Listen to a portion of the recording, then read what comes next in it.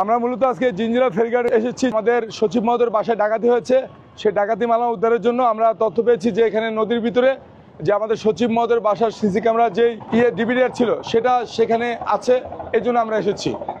তো আমরা এখন নদীতে উদ্ধার অভিযান চালাবো। সচিব মহোদয়ের বাসার ডাকাতির মালামাল নদীতে ওরা ফেলেছে, আমরা ডাকাত নিয়ে আসে ডাকাতে দেখার মতো আমরা মালামালগুলো উদ্ধার করবো। নদী অনেক বড় নদী, আমরা ডুবুরিও নিয়ে এসেছি, যেখানে মালামালটা হোক যে অবস্থায় হোক সেখান থেকে আমাদের উদ্ধার করতে হবে। তো আমরা জানবো এই ডিবেটা কোথায় কোথায় দেখাতো, একটু দেখাতো ভাই, দেখাতো কোথায় কোথায়, এইখানে এখানে তাই না, এখানে। এই তাহলে আমাদের একটা কাজ করো, আমাদের লোক নিয়ে আসো এবার। এই যে এই ডিবেটা কোথায়, ডিবেটা যে সচিব মহোদয়ের বাসার ডিবেটা কোথায়, এইখানে। এই ডুবুরি হইলে এই যে এর মধ্যে আপনাকে আছে ডিবেটা আছে, আপনারা সেভাবে প্রস্তুতি নেন। এই কাকা আপনি কি ডুবুরি, এই কতদিন ধরে আপনি এই কাজ করেন? 20 বছর। তো এই যে এখন পানি তো এখানে বেশি, আবার শীতের মধ্যে আবার আপনি হারা যাবেন নি, শীত কিন্তু সরিষার তেল মাখা নেন। কাকার সরিষার তেল শরীর গরম করার জন্য কাকার শরীরে সরিষার তেল মাখা হচ্ছে। তুমি ডলে দাও। সে কত বছর, 20 বছর যাবো ডুবুরিগিরি করে। এই শীতের মধ্যে আমার নামতে গেলে আমি নামতে ভয় পাবো, কিন্তু কাকা কিন্তু ঠিকই নামতেছে। আবার দেখো আমার ইয়ার মধ্যে ধরে না তোমারটা। খোলো বেলেটা খোলো,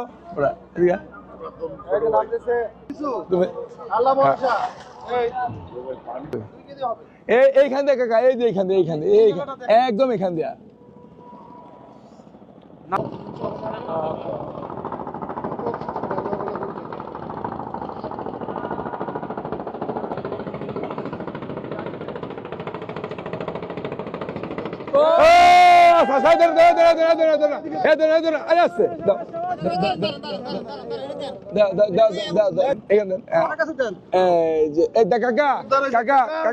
আরো মাল আছে যে তার বাড়ির সিসি ক্যামেরা যে ডিবিআর ছিল, ডিবিআরটি আমরা উদ্ধার করতে পেরেছি। ডিবিআরটি উদ্ধার হওয়ার পরে দেখা যাবে যে আসলে যে ডাকাত চক্রটি কিভাবে ডাকাতি করেছিল সে বর্ণনা টোটালি পাওয়া যাবে। ডিবিআরের জন্য আমরা খুঁজতেছিলাম, তো ডাকাতদের দেখানোর মতো আমরা ডিবিআরটি পেয়েছি।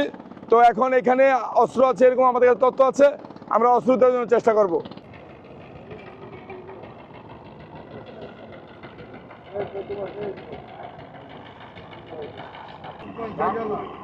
কাজ আছে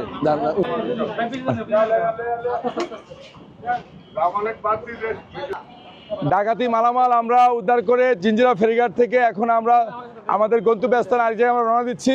মূলত সচিব মহোদয়ের বাড়িতে ডাকাতি হয়েছে দুর্দর্শ, সেই ডাকাত দলকে আমরা গ্রেপ্তার করেছি এবং ডাকাতের দেখানোর মতে বিভিন্ন তার বাসার মালামাল আমরা উদ্ধার করে যাচ্ছি। তো সর্বোপরি আমাদের অভিযানকে সফল করার জন্য জিঞ্জিরাবাসীকে অনেক ধন্যবাদ।